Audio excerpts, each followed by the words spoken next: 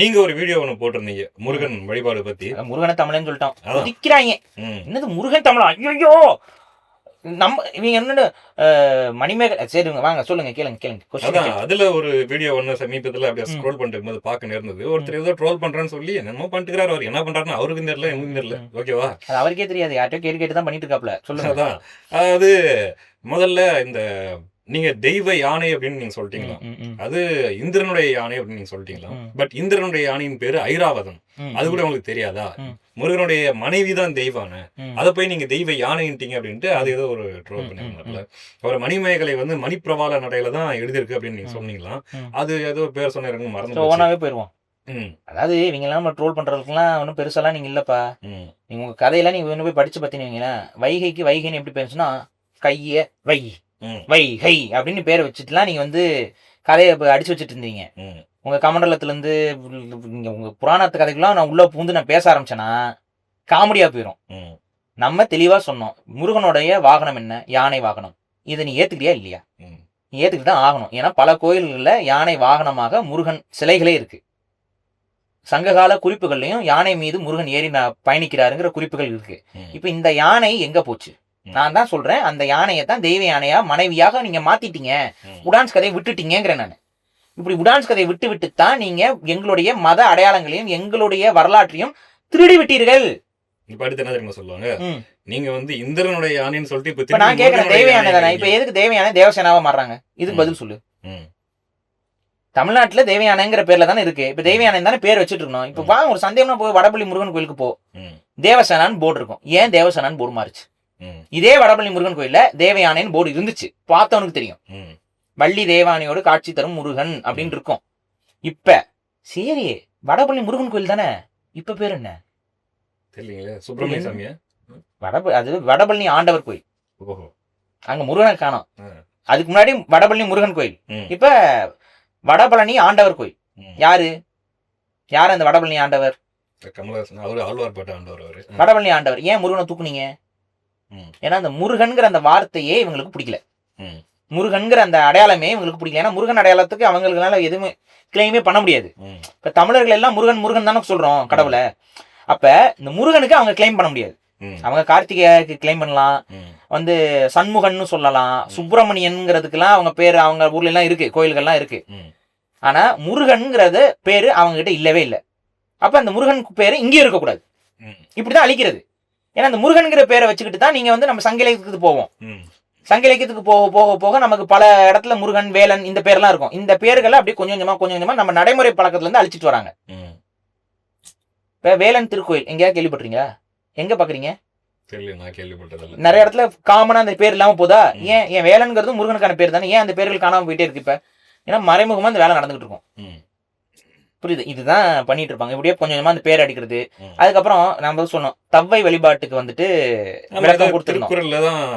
இருங்க, தவ்வை வந்து தமிழர்களுடைய வழிபாட்டு தெய்வமா இருந்துச்சு. இது பெண் தெய்வ வழிபாடா இருக்கு, சுத்தத்திற்கான தெய்வமாக பயன்படுத்தணும். அதனாலதான் அவங்க கையில விளக்கமா இருக்கும். அதுல கூட ஒருத்தர் கீழே கமெண்ட்ல போட்டிருந்தாரு, எங்க வீட்டுல எல்லாம் வந்துட்டு தொடப்பத்தை மிதிக்க கூடாதுன்னு சொல்லுவாங்க, கேட்டா சாமின்னு சொல்லுவாங்க.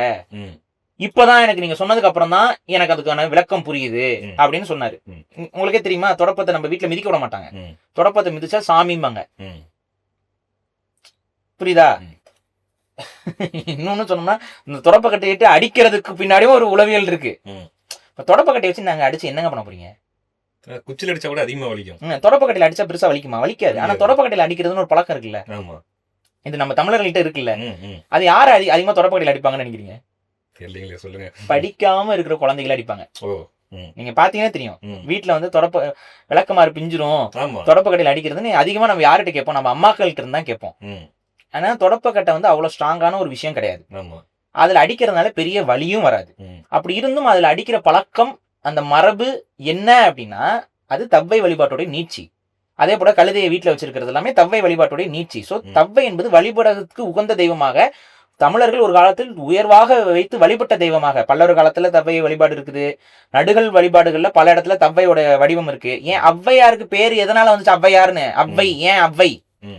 தவ்வையோட பேர் தான். இந்த அவ்வைங்கிறது பெண் தெய்வத்துக்கு குறிக்கக்கூடியது. சோ தவ்வைங்கிறது தூய தமிழ் பெண்பால் வடிவத்தில் கடவுள்களை வழிபட்ட தன்மையை தான் தவ்வை வழிபாடுன்னு சொல்றோம். ஃபெர்டிலிட்டி காடஸ், அதனால பெருத்த வயிறு இதெல்லாம் இருக்கும். தவ்வையோட மகன் மகள் வந்து கூடவே காட்சி தருவாங்க. அவங்க பேர் என்ன தெரியுமா? மாந்தன் மாந்தி. மாந்தன்னா என்ன? மனிதன். மாந்தினா பெண். அப்ப தவ்வையோட மகன்களாக யாரு சொல்லப்படுறாங்க? இங்க மனித குலத்தையே சொல்றாங்க. புரியுதா? இது கொஞ்ச காலத்துல என்ன ஆகுதுன்னு பாத்தீங்கன்னா, இந்த மாந்தன்ங்கிறது வந்து மாடன் அப்படிங்கிற பேர்ல சுடலை மாடன் சாமியும் அதோட தொடர்பு படுத்தி சுடலை மாடன் நம்ம சொல்றோம்ல, அது வந்து தவ்வையோட மகன் சொல்லி ஒரு புரிதலும் இருக்கு. அதனாலதான் அந்த பக்கத்துல உட்கார்ந்துருக்க மகனுடைய தலை வந்து பாத்தீங்கன்னா மாடு மாதிரி வடிவத்துல கொஞ்சம் அந்த பல்லவர் காலகட்டத்துல இதெல்லாம் கொஞ்சம் மாறி இருக்கும். நீங்க பல்லவர் காலகட்டத்திலேயே நீங்க இந்த மாமல்லபுரம் கோயில்கள்லாம் பார்த்தீங்கன்னா தலையில மாட்டு மாதிரியான வடிவத்துல எல்லாம் மனிதர்களை காட்டுற பாங்கெல்லாம் இருந்திருக்கும். அதுக்கப்புறம் அந்த மகிஷாசூரன் அதுங்கிற பிற்கால கதைகள் எல்லாம் வந்து குழப்பி விட்டுருச்சுன்னு வைங்க. எகிப்துலதான் அந்த மாதிரியான உருவங்கள்லாம் நம்ம ஊர்லயும் நிறைய இருக்குங்க. அதெல்லாம் இந்த சிம்பாலிக் ரெப்ரசன்டேஷன்ஸ் தான் நம்ம பாத்துக்கிறோம். அப்ப தவ்வை வந்து தமிழர்களால் உயர்வாக வழிபடப்பட்ட தெய்வம்ங்கிறதுல நமக்கு எந்த விதமான மாற்று கருத்தும் கிடையாது. அவ்வாறே தான் தவ்வை வந்து வழிபாடு செய்யப்பட்டு இருந்தார். ஆனா தவ்வை ஏதோ ஒரு காலகட்டத்துல வழிபாட்டிற்கு அற்றவளாக, அவளை வழிபட்டால் வறுமை வந்து சேரும்னு எவனோ ஒருத்தன் கதை கட்டி விட்டான்.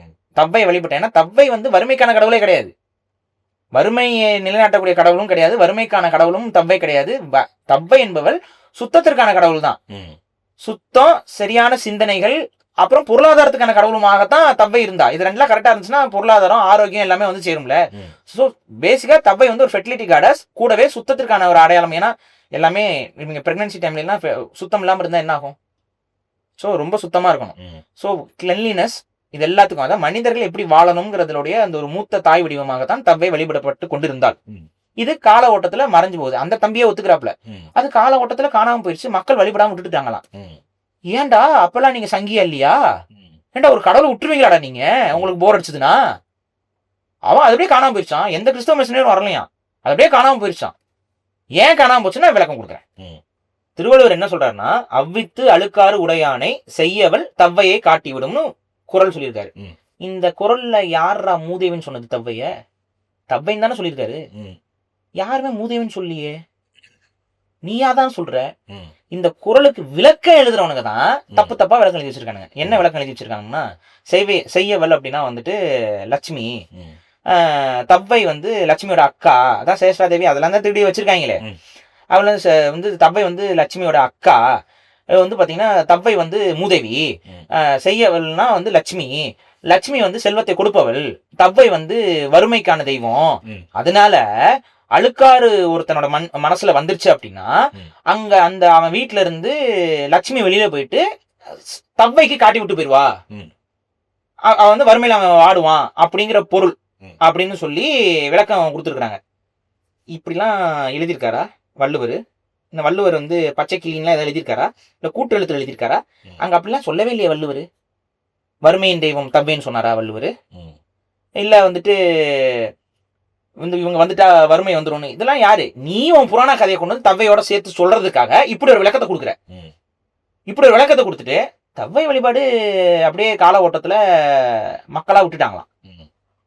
ஏண்டா இந்த சாமியை கும்பிட்டா ஏழையா போயிருவ, இந்த சாமியை பார்த்தா விளங்காம போயிருவ, நாசமா போயிருவேன்னு சொல்லிட்டு அது அப்படியே வழக்கு ஒளிஞ்சிருச்சான். வழக்கு ஒளியில ராஜா, ஒளிச்சுட்ட. இதே கதையை தானடா முருகனை ஆண்டி குளத்துல சொல்லிட்டு இருக்கீங்க. இப்ப சொல்லிட்டு இருக்கானுங்களா இல்லையா? இப்ப முருகனை ஆண்டி குளத்துல வீட்டுல வச்சா செல்வம் வராதுன்னு இதே கதை தான். எப்படி வைப்பீங்க?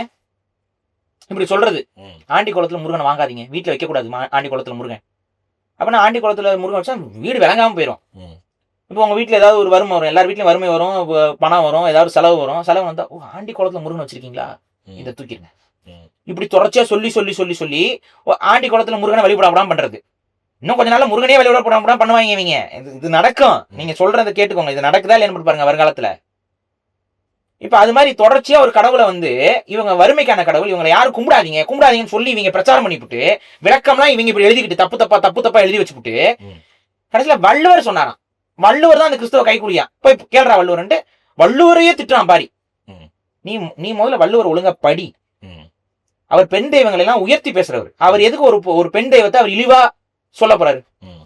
அவர் அந்த இழிவாலாம் சொல்ல, ஓம் புத்திக்கு அது இழிவா தெரியுது. தவ்வையை பத்தி எழுதிட்டாங்கன்னா இப்ப நீ தவிச்சு போய் நீ என்ன பண்ற, பொய்யா ஒரு வரலாறு சொல்றாரு. அவர் என்ன சொல்றாருன்னா, அழுக்காறு, அழுக்காருன்னு ஏன் பேரு பொறாமைக்கு?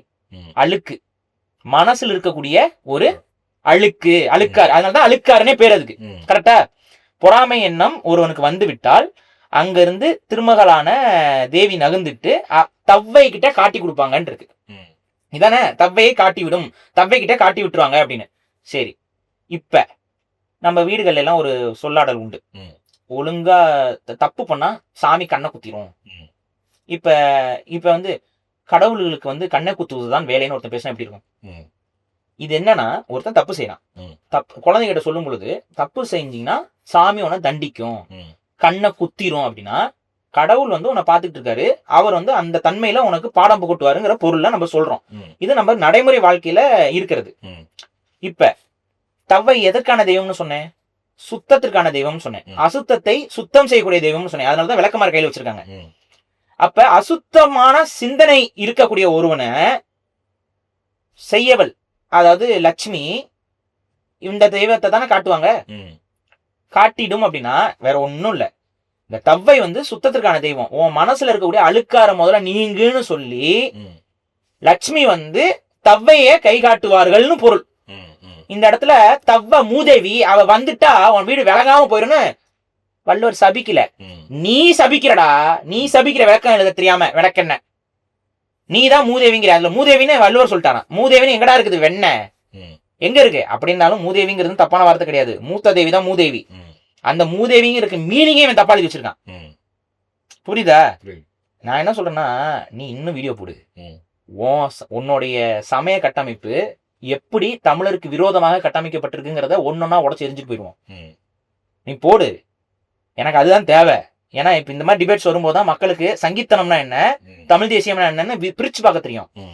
சரி, ஒரு கடவுள் வழிபாட்டுக்காக பல்லவர்கள் கோயில் கட்டியிருக்காங்க, உனக்கே தெரியுது. தவ்வை கோயில், தவ்வையோட வழிபாடு வந்து பல்லவர்கள் காலத்துல உயர்வாக இருந்தது, அதுக்கு அடுத்து சோழர்கள் காலகட்டத்தில் உயர்வாக இருந்தது. கிட்டத்தட்ட 10ஆம் நூற்றாண்டு 11, 12, 13 வரைக்குமே தவ்வை வந்து வழிபட பட்டு கொண்டிருந்தாள். அதுக்கப்புறம் காணாம போயிடுச்சு. 13ஆம் நூற்றாண்டுங்கிறது இதெல்லாம் வந்து ரொம்ப முற்காலம்லாம் இல்ல, ரொம்ப லாஜிக்கலா நிறைய கோயில்கள்லாம் வந்த காலகட்டம். அந்த 13ஆம் நூற்றாண்டு, 14ஆம் நூற்றாண்டு காலகட்டத்தில் கட்டப்பட்ட கோயில்ல கூட தவ்வை இருக்குது. அதற்கு அப்புறம் அந்த கோயில்கள்ல தான் தவ்வை வந்து கொஞ்சம் கொஞ்சமா காணாம போய் மறைக்கப்படுறாங்க. மறைச்சவன் யாரு? தமிழன் இருந்த வரைக்கும் தவ்வையை வந்து மறைக்கவே இல்லை. தவ்வையை வந்து உடனே வந்துட்டு என்ன சொல்றான், தவ்வையோட வழிபாடு வலை கொழிஞ்சிருச்சுன்னு இவனே சொல்றான், இவன் வீடியோலயே சொல்றான், வலை கொழிஞ்சு போயிடுச்சுன்னு சொல்றான்.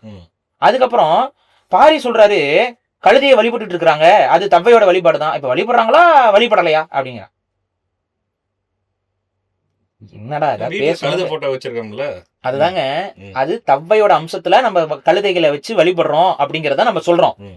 ஏன்னா தவ்வை தான் கழுதையை வாகனம் கொண்ட தெய்வம். அந்த கழுதையை வந்து நம்ம செல்வத்திற்கான அடையாளமா வச்சு என்னை பார் யோகம் வரும்னு சொல்லி வைக்கிறது வந்து தவ்வை செல்வத்திற்கான தெய்வம் நான் சொல்றது சொன்னது. இவன் என்ன சொல்றான், கழுதையை வழிபடுறாங்களா வழிபடாம இருக்காங்களான்னு கேக்குறான். கழுதையை தவ்வை நினைச்சா நீ வழிபட்டு இருக்கியா? தவ்வைய நீ வந்து அதாவது கழுதையை பார்த்துட்டு இது தவ்வை தெய்வம் அதனால வழிபடுறது நினைச்சு வழிபட்டு இருக்கானா? எங்க போய் கேளு, வீட்டுல கழுதையை மாட்டி வச்சிருக்கோம்ல, போய் கேளு, இது எதுக்குங்க வச்சிருக்கீங்க கேட்டா, இது யோகம் வரும்னு சொன்னாங்க, மாட்டி வச்சிருக்கேன்மா. அவனுக்கு ஏதாவது தெரியுதா? நான் விளக்கம் கொடுக்குறேன், அது ஏன் வழிபடுறாங்க. ஏன் இப்ப சொன்ன விளக்கமாறு மிதிச்சா சாமி பாதை மிதிக்காதுன்னு தமிழர்கள் சொல்றதுக்கும் இதுக்கெல்லாம் காரணம் என்னன்னா, தவ்வை வழிபாட்டோட நீட்சி தமிழருடைய பண்பாட்டுக்குள்ள இருக்குன்னு நான் சொல்லிட்டு இருக்கேன். ஆனா இவன் என்ன பேசிட்டு இருக்கான் பாருங்க, வந்து அவங்க வழிபடுறாங்களேவா, அப்புறம் வலை கொழிஞ்சிச்சுன்னு அவனே சொல்லியிருக்கான். எதிரா உண்மை இதுல? இதுக்கு என்னன்னா, எனக்கும் இந்த சினிமாவில் வடிவேல் காமெடிலாம் எடுத்து போட்டுலாம் ஒரு விஷயத்த சொல்றதுக்கு முடியும், ஆனா அதெல்லாம் நாங்க பண்ண மாட்டோம். ஏன்னா எங்களோட லெவல் வேற, உன் லெவல் வேற. பேசிக்காவே இந்த மாதிரி ட்ரோல் சேனல்ஸ் எல்லாம் பாக்குறோம், சில்லறத்தனம் டிவில இருக்கிற சில்லறத்தனம். இந்த சில்லறத்தனத்தை எங்களுக்கும் பண்ண முடியும், ஆனா இதெல்லாம் பண்ண மாட்டோம். ஏன்னா ஒரு தர்க்க ரீதியான வாதம். நான் இப்போ சொல்றேன் தம்பி, உனக்கு அவ்வளவு சைடு நியாயம் இருக்குன்னா நீ வாயப்ப நேர்ல வந்து உட்காந்து லைவ்ல உட்காந்து பேசுவோம், வரமாட்டான். நமக்கு அந்த சினிமா கிளிப் சப்போர்ட்லாம் தேவையில்ல. அதுதான் டைரக்டாவே டிபேட்டுக்கு உட்காருவோம், டைரக்டாவே கேள்விகளை முன் வைக்கிறேன். இப்போ உட்காந்து நான் வீடியோ போட்டதுக்கு அப்புறம் நான் போய் உட்காந்து இதுக்கு இந்த காமெடி போட்டா நல்லா இருக்குமா, அந்த காமெடி போட்டா நல்லா இருக்குமா உட்காந்து யோசிச்சு கண்டென்ட் அடுத்தவங்கிட்ட இருந்து வாங்கி அந்த கண்டென்ட் இந்த ஏன் இது உன் கண்டென்ட் இல்லைன்னு நான் சொல்றேன்னு எனக்கு தெரியும். ஏன்னா பப்ளிக் ஃபாரம்ல ஆல்ரெடி வந்து பேசப்படுற இல்ல கொண்டு வந்து காட்டப்படுற விஷயத்தை தான் தூக்கிட்டு வரான். அதுக்கெல்லாம் அங்கேயே நான் விளக்கம் கொடுத்துட்டு தான் இருக்கேன். ட்விட்டர்ல எல்லாம் வந்துட்டு இந்த கருத்துக்கள் சொல்றாங்கல்ல, அதுல எடுத்து அந்த கண்டென்ட் எடுத்துக்கணும் திரும்ப இனிமே இவர் கண்டுபிடிச்ச மாதிரி இந்த தவ்வைக்கு அந்த திருக்குறளை எடுத்து கேள்வி கேட்டது வேற ஒரு ஆளு. இந்த திருக்குறள்ல தவ்வையை பத்தி தவறா போட்டிருக்கு அப்படின்ட்டு. அதுக்கு நாங்க அங்கேயே பதில் கொடுத்தாச்சு. ஆனா அதை கொண்டு வந்து இவர் திரும்ப வீடியோ ஃபார்மேட்ல கேட்கறாரா நம்ம கிட்ட. எங்களுக்கு அது தவ்வையை பத்தி பேச தெரிஞ்ச எனக்கு தவ்வையை பத்தி வள்ளுவர் என்ன சொல்லியிருக்காருன்னு தெரியாம வந்திருக்கும் நீ நினைச்சிட்டு இருக்கியா? நீ வள்ளுவர் என்ன சொன்னாரு எனக்கு தெரியும். வள்ளுவர் சொன்னது நீ என்னவா சொல்லி வச்சிருக்கேன்னு தெரியும். சோ வள்ளுவர் என்ன சொல்றாருன்னா, அழுக்காறு என்ற மனக்கரையை துடைப்பவள் யாரு? தவ்வை.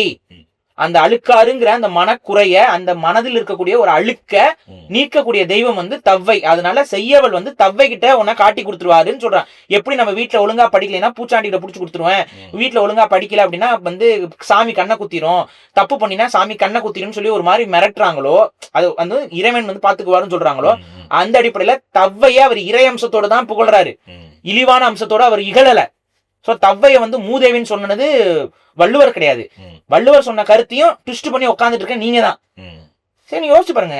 அப்படி தவ்வை வந்து உண்மையாகவே வந்து வழிபாட்டுக்கு உகந்த தெய்வம் இல்லை அப்படின்னா, கட்டி வச்ச பல்லவர் சோழர்கள்லாம் சாமி கும்பிடாம சும்மா கட்டி வச்சுட்டு போயிட்டாங்களா? கோயில்ல இருக்கிற இதெல்லாம் சும்மா கட்டி வச்சுட்டு போயிட்டாங்களா? என்ன பேச்சு இது?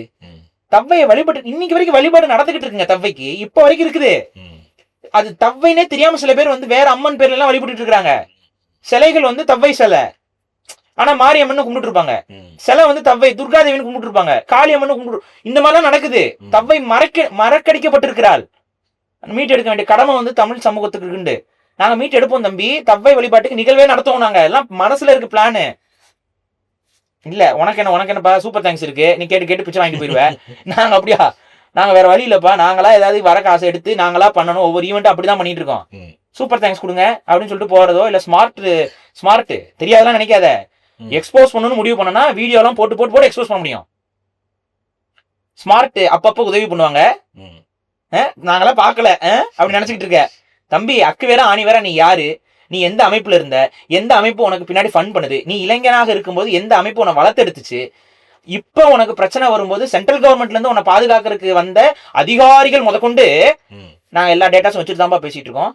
ஒரு யூடியூப் சேனல்ல பிரச்சனை வந்துச்சுன்னா சென்ட்ரல் கவர்மெண்ட் வந்து இவனை பாதுகாக்குது. யூடியூப் சேனல்ல மானிட்டைசேஷன் லாக் ஆனாவோ, யூடியூப் சேனல்ல ஒரு பிரச்சனை வந்தாவோ யாருங்க வருவா? யாராவது வருவானா நம்ம தான் பார்க்கணும். நம்ம சேனல் போச்சுன்னா வேற புது சேனல் ஆரம்பிப்போம். சென்ட்ரல் கவர்மெண்ட் ஏஜென்சி டைரக்டா இறங்கி வந்து ஒருத்தனுக்கு வேலை செய்யுது அப்படின்னா அதெல்லாம் தெரியாது. எந்த அளவுக்கு பேக்கப்ல உட்காந்துட்டு பேசிட்டு இருக்காங்க பாருங்க. இப்ப இப்போ என்ன இவன் பேசுற ஒவ்வொரு கருத்துக்கும் நம்ம எதிர்கருத்து வைக்கும் போது எங்கள் மதம் ஒரு புண்பட்டுருச்சுன்னு போய் நிப்பாங்க மூக்கு சிந்திக்கிட்டு. எதிர்கருத்தெல்லாம் இல்லாமலாம் கிடையாது. சில கருத்துக்களை வச்சா நாங்க வச்சோம்னா இவங்க என்ன பண்ணுவாங்கன்னா போயிட்டு போலீஸ் ஸ்டேஷன்ல மூக்கு சிந்துவாங்க. எங்க மத உணர்வை புண்படுத்திட்டாங்க, எங்க நம்பிக்கையில எல்லாம் பாலா போச்சு, எங்க சோத்துல உப்பு மண்ணு விழுந்துருச்சு அப்படின்னு போய் அழுவாங்க. அழுது அதே சென்ட்ரல் கவர்மெண்ட் ஏஜென்சிட்ட போய் கம்ப்ளைண்ட் பண்ணுவாங்க. தெரியும் ராஜா அவங்கள பத்தி. ஸோ இருந்தாலும் நான் விடுற ஆள்லாம் இல்லை. ஸோ நான் பதில் கொடுத்தா தானே நீ பண்ணுவேன். ஸோ புத்தர் விஷ்ணு அவதாரம்னு சொல்லி நம்ம சொன்னதுக்கு அதை அவர் தூக்கிட்டு வந்தார். அதாவது புத்தர் வந்து நீங்க இதுலயே வந்து இப்ப வைணவர்கள்ட்டே ரெண்டு தரப்பு இருக்கும். இதுல இது என்னன்னா சிம்பிள். புத்தர் வந்து உண்மையாகவே விஷ்ணு அவதாரமா தசாவதாரத்துல புத்தர் இருக்காரான்னு கேட்டீங்கன்னா ஒரு தரப்பு தசாவதாரத்துல புத்தர் இல்லைங்க அப்படிம்பாங்க. இன்னொரு தரப்பு தசாவதாரத்துல புத்தர் இருக்காருங்க. இப்ப தசாவதாரம் 10 அவதாரம், 10 அவதாரம் இருக்கா? அதுல புத்தர் இருக்காரு இல்லைன்னு எப்படி சொல்ல முடியும்? புத்தர் ஆட் ஆனா 11 அவதாரம் ஆயிரும்ல. அப்ப ஏதோ ஒரு அவதாரம் அங்க நகரணும்ல. பலராமனை தூக்கி போட்டுருவாங்க. பலராமனை நிறுத்திட்டு அந்த இடத்துல புத்தரை வைப்பாங்க. சிலர் பலராமனை வச்சுக்குவாங்க, புத்தரை வைக்காம. என்ன இது? என்ன கான்டெக்ஸ்ட் இது? சில இடங்கள்ல பாத்தீங்கன்னா பலராமனை சொல்லி வச்சிருப்பாங்க, சில இடங்கள்ல பாத்தீங்கன்னா பலராமனுக்கு பதிலாக புத்தரை போட்டு வச்சிருப்பாங்க. அப்படி பல்லவர் காலகட்ட ஒரு கல்வெட்டை தூக்கிட்டு வர்றாரு ஆதாரம். பல்லவர் காலகட்டத்திலேயே புத்தரை வந்து அவதாரம் தானே சொல்லியிருக்கிறாங்க. இதுவும் கூட தெரியாதா பாரி? படிக்கவே மாட்டீங்களா பாரி? உங்களுடைய அர்த்த சரித்திரத்தை எல்லாத்தையும் படிச்சுட்டு தாண்டா வந்து நான் உங்க மேல உங்களை காரி துப்பிக்கிட்டு இருக்கிறோம். படிக்காம எப்படிதான் எனக்கு இதெல்லாம் தெரியும்? நாங்க படிச்சதை நாங்க சொல்றோம். திருமங்கை ஆழ்வார் தெரியுமா? திருமங்கை ஆழ்வார் வைணவனா இருந்தீங்கன்னா உனக்கு கண்டிப்பா தெரியாம இருக்க வாய்ப்பு இல்லை. ஆனா இந்த கதைகளை நான் சொல்வதை விட உங்கள் ஆட்களே சொல்லும் பொழுது இன்னும் கொஞ்சம் சிறப்பாக இருக்குங்கிறதுனால கொஞ்சம் பொறுமை கருதி அந்த ஆட்கள் சொல்ல கொஞ்சம் எரிச்சலா தான் இருக்கும். திருமங்கை ஆழ்வார் இவ்வாறு நடந்து கொண்டாரானா தெரியாது, இவங்க கதை அடிச்சு வச்சிருக்காங்க. அப்படி திருமங்கை ஆழ்வார் இப்படி செஞ்சாருன்னு நமக்கு தெரியாது, இவன் கதை அடிச்சு வச்சிருக்கான். என்ன கதை அடித்து வைத்திருக்கிறார்கள் என்பதை உங்களோட அறிவுக்கண் இதில் பல பேர் சொல்லியிருக்காங்க. புரியுதா? ஒரு 2-3 பேர் இவங்க ஆட்களே பேசினது இருக்கு. அது நீங்க தேடி கூட நீங்க எடுத்துக்கலாம். ஏன்னா இதுதான் அவங்களுடைய டெக்ஸ்ட்ல இருக்கக்கூடிய கதைகள். அதுல நமக்கு ஒரு சிலர் வேண்டாம், ஒரு சிலர் காட்டினா அவங்க இன்னும் கொஞ்சம் எக்ஸ்ட்ரா இன்ஃபர்மேஷன்லாம் சொல்றாங்கிறதுனால இந்த வீடியோ போடுறோம். இந்த வீடியோ பார்த்து தெரிஞ்சுக்கோங்க. இப்போ திருமங்கை ஆழ்வார் பரகாலன் அப்படின்னு ஒருத்தரை உள்ள இறக்கினார். நீர் போய் அந்த புத்த விக்கிரகத்தை அப்படியே பெயர்த்து எடுத்து கொண்டு வரும் அப்படின்னு அனுப்பினார். உள்ள போனா அந்த புத்த விக்கிரகம் ஓன்னு ஊழையிட்டுதான். ஈயத்தால் ஆகாதோ, இரும்பினால் ஆகாதோ, தேயத்தை பித்தளையினால் செய்யல் ஆகாதோ, மாயப்பொன் வேணுமோ மதித்தென்னை பண்ணுகைக்கே அப்படின்னு அது ஊழையிட்டுதான். ஒரு இரும்பால பண்ணிருக்க கூடாதா? ஒரு செவ்வால பண்ணிருக்க கூடாதா? ஒரு ஈயத்தால பண்ணிருக்க கூடாதா? இந்த ஸ்வர்ணத்தினால என்ன பண்ணணுமா அப்படின்னு அந்த பிம்பம் ஊழையிட்டுதான். அதுக்கப்புறம் அதை அசுத்தம் பண்ணினார். மலமுத்திராதிகளை கழித்தார். அசுத்தம் பண்ணினா அந்த சாநித்தியம் குறைஞ்சு போயிடும். அதுக்கப்புறம் அந்த புத்த விக்கிரகத்தை பெயர்த்து எடுத்தார். அப்படியே திருமங்கை ஆழ்வார் இடத்துல கொடுத்தார். திருமங்கை ஆழ்வார் அந்த புத்த விக்கிரகத்தை பெற்றுக்கொண்டார்.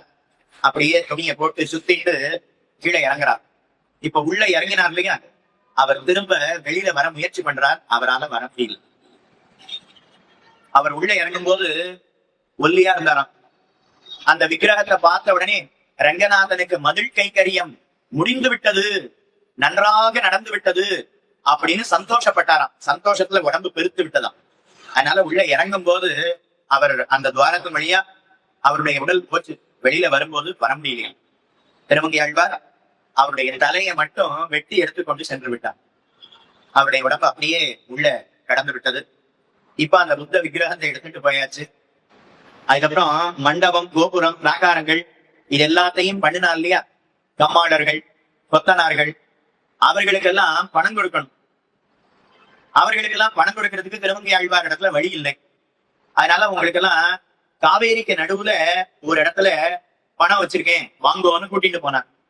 காவேரிக்கு நடுவுல போன உடனே தாம் மட்டும் அந்த படகோட்டியோட வேற படகுல ஏறிட்டு மீதி இருக்கக்கூடிய எல்லாரையும் காவேரியிலேயே கவிழ்த்து விட்டு விட்டார். சோ இந்த வீடியோ நீங்க பார்த்திருப்பீங்க. இப்ப இந்த வீடியோவை நம்ம கொஞ்சம் லைட்டா டிகோட் பண்ணலாம். திருமங்கை ஆழ்வாரர் இவர் சொல்லும் பொழுது தெளிவாக சொல்கிறார், புத்த சிலைய தங்க விக்கிரகத்தை திருடி எடுத்துட்டு வந்துதான் ஸ்ரீரங்கத்துடைய மதில் சுவர்கள்லாம் கட்டுறதுக்கு காசு ரெடி பண்ணாரு திருமங்கை ஆழ்வார் அப்படின்னு சொல்றாங்க. புத்தருடைய தங்க விக்கிரகத்தை யாருக்காவது உருக்க மனசு வருமா? அதுவும் விஷ்ணுவோடைய அவதாரமா இருக்க புத்தருடைய உருவத்தை உருக்கிறதுக்கு எப்படிப்பா விஷ்ணு பக்தருக்கு மனசு வந்துச்சு? சொல்றா நீ உண்மைய? பல்லவர் காலத்துல கல்வெட்டு எல்லாம் அடிச்சு வச்சிருக்காங்கன்னு சொன்னீங்க, அது அவருக்கு தெரியாதா திருமங்கை ஆழ்வாருக்கு? புத்தரே விஷ்ணுடைய அவதாரம், விஷ்ணுடைய அம்சம் தான் புத்தரு அப்படின்னா அந்த புத்தர் சிலையை எடுத்துக்கொண்டு வந்து உருக்கிறதுக்கு எப்படி மனசு வரும்? இதுல எக்ஸ்ட்ரா இன்ஃபர்மேஷன், அந்த புத்தர் சிலையை இன்னொருத்தர் என்ன செய்தாருன்னு சொல்றதையும் ஒரு சொல்லியிருப்பாரு. ஏதோ மலா இவங்களுக்கு ஒரு சிலை மேல மூத்திரம் பெயர்தும் கூட புனிதமாக்கிடுவாங்க. வேற ஒரு கடவுள், வேற ஒரு மக்கள் கடவுளாக நினைக்கக்கூடிய ஒரு விக்கிரகம். அந்த விக்கிரத்து மேல எவனாவது யூரினை பாஸ் பண்ணுவானா? அப்படி பாஸ் பண்ணா ஒருத்தன்னு சொல்லி நான் சொல்லல, ஓனால் சொல்றான். எதுல உண்மை? ஏண்டா விஷ்ணுவோட அவதாரம் இப்பதான் நீ உருட்டிட்டு இருந்த? விஷ்ணுவோட அவதாரமா இருக்க புத்தர் மேல எதுக்குடா இவ்வளவு ஒரு பாவத்தை ஒருத்தம் பண்றான்? விஷ்ணுவோட அவதாரத்து மேல பண்ணுவீங்களாடா இதை நீங்க?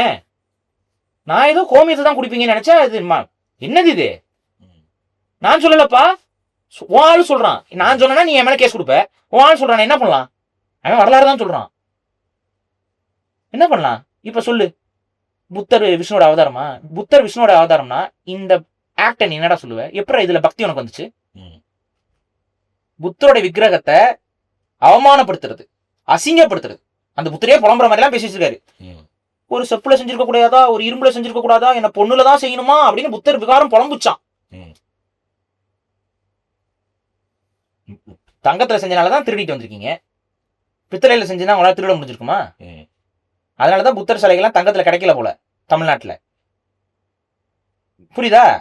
ஏன் விஷ்ணுவோட அவதாரம் தானே, போய் சொல்ல வேண்டியதானே. பல்லவ மன்னர்கள் புத்தரை விஷ்ணுவோட அவதாரம்னு வச்சிருக்காங்க, பல்லவர்கள் தமிழர்கள் தானே அப்படின்னு கேக்குறீங்களே. பல்லவர்கள் தமிழர்கள் தான், ஏன் மூவேந்தர்கள் சொல்றாங்க, ஏன் பல்லவர் சேர்த்துக்கல? அதுக்கு பதில் சொல்லு நீ. பல்லவர்கள் தமிழர்கள் தான், எனக்கு மாற்றுக்கிறது இல்ல, ஏன் மூவேந்தர்கள் இல்ல பல்லவர்கள் சேர்க்கல? எனக்குமே அந்த கேள்வி இருக்குது.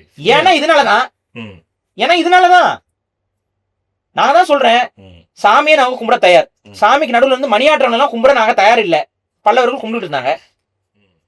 அதனால வந்த வென, அவன் சொல்றது எல்லாத்தையும் கேட்டுட்டு இருந்தாங்க, அதனால வந்த வென, அதனாலதான் பல்லவ மன்னர்களை புகழ்ந்து பெரிய பாடல்கள் தமிழ் புலவர்கள் பாடல. சோழர்களை பத்தி அத்தனை பாடல்கள் இருக்கு, பாண்டியர்களை பத்தி அத்தனை பாடல்கள் இருக்கு, பல்லவ மன்னர்களை பற்றி அத்தனை பாடல்கள் இல்லாமல் போனதுக்கு காரணம் என்ன? நீ ஏன் காரணத்தை சொல்லிட்ட?